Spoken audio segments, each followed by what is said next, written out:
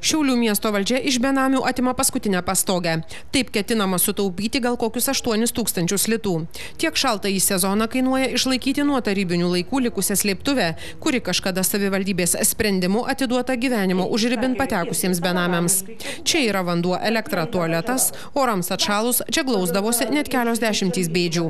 Ant slėptuvės, kur daug metų glaudžiasi benamiai durų, jau pakabintas raštelis, kad netrukus ši paskutinė jų pastogė bus užkalta. Kad nelaimėliai greičiau skirstytųsi, jau išjungta elektra ir vanduo tualete. Benamiai sako, neturi kur eiti, todėl nesiskirsto. Gerai, išvarys, gerai, prasidės priešimai. Aš neturėsiu kur mėgoti. Paimsiu kokią parduotuvę stiklą iš dušių, vis vien mane į mentūrą veš, vis vien apgyvendinims bus. Na, o ką daryti? Nakvynės namų direktorius sako, kad atslinkus sunkmečiui net ir keli tūkstančiai litų per metus savivaldybei didelės išlaidos. Todėl slėptuvė greičiausiai bus uždaryta. Kadangi lėšų trūksta ir ten toks kaip židinys toks, nėra tokių elementarių gyvenimo sąlygų, nėra dušo, nusiprausti, tarkim, tai ir uždaro paprasčiausiai.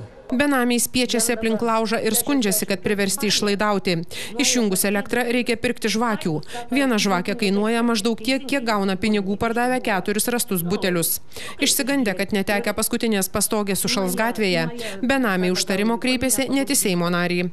Politikas sako, negalės patikėti, kad miestas taip keistai taupo. Aš darysiu viską, kad ir valstybiniu lygiu būtų atkreiptas dėmesys į šitos žmonės ir bent jau minimalias gyvenimo sąlygas jie čia turėtų. Šiandien Seime buvo komitetuose svarstoma, ar priimti pabėgėlius iš Afrikos ir aš būtent pasisakiau, kad problema yra, kad mes negalime savo žmonių tinkamai aprūpinti pastogę. Vargetos sutiktų pataupyti krizės kamuojamos savivaldybės pinigus, atsisakytų elektros, tik kad būtų kur pūgai siaučiant pasislėpti. Mere, būkit geras nuo visų tų bomžiukų. Palikit mums tą slėptuvę, galiu su ašarom pasakyti, nes mes tikrai neturim kur gyventi. Į prabangiai suremontuotus nakvynės namus kelios dešimtys benamių neina. Mat reikia medikų pažymos, dokumentų, be to už nakvynės namus reikia mokėti.